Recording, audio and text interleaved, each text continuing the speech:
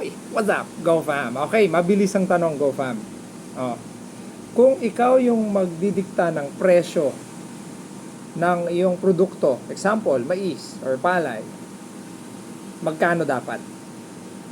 Okay, game, sagutin nyo. At ako naman yung sasagot dun sa huli.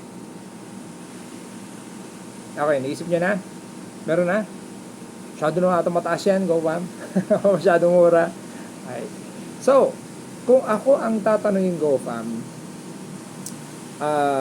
kung magkano dapat, kasi yung iba kasi parang wala nang hanggan eh, baka kung pwede lang 100 per kilo gusto pa nila eh, di ba? Hindi naman makatarungan. Meron namang may effect naman yun, GoFam, sa sa ekonomiya, no. Syempre tataas yung mga bilihin, yung mga basic commodity tataas din. So ayaw din natin masyado mataas.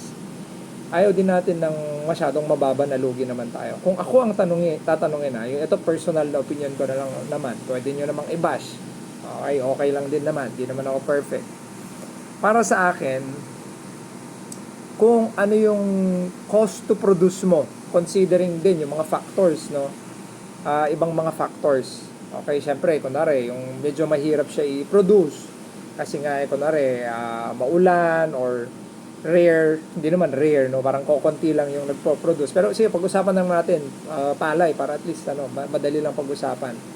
Okay? Para sa akin, it should be 100% ng cost to produce. Yun yung aking opinion, GoFam. Para meron kang base price, no? Meron kang ceiling price. Kasi para sa akin, dapat merong ceiling price ang mga palay, mga mais, ganyan. Kasi kung mapapansin nyo, kahit mura yung palay, yung bigas hindi nag-iiba. Okay, so ngayon, kung hindi pala nag-iiba ang bigas, dapat, more or less, hindi rin nag-iiba masyado yung palay kasi yan yung pangunahin, yan yung kailangan dyan eh, diba? So para sa akin, it should be 100%. Okay, ang cost to produce natin ngayon, GoFam, is mga nasa 12-13 pesos to produce 1 kilo of palay.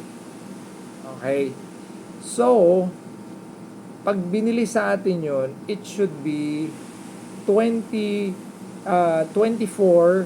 to 26 para sa akin. Yan yung pinaka okay na, alam mo yun, happy si farmer at saka happy din yung consumers. Okay? Bakit? Kasi ganito yan. Pag ginawa mong 100%, no, pag nakita nilang maganda ang kitaan, yung mga farmers ngayon, babalik yan sa pagtatanim. Okay? Babalik yan sa pagtatanim. At pag bumalik yan sa pagtatanim, okay, syempre, may encourage sila, yung mga idle na lupa, matatamnan ulit yan, or yung mga lupang hindi nagagamit, mabubuksan yan para sa agrikultura. Okay, so ibig sabihin, dadami yan ngayon. Dadami ngayon yung magtatanim. Ang mangyayari, syempre, law of supply and demand.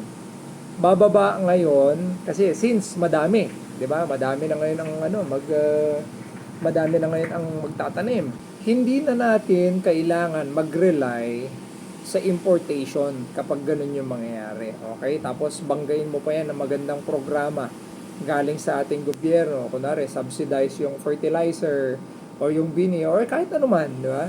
So, bababa ulit yung cost to produce natin. So, it is a win-win situation para sa akin, GoFam, no?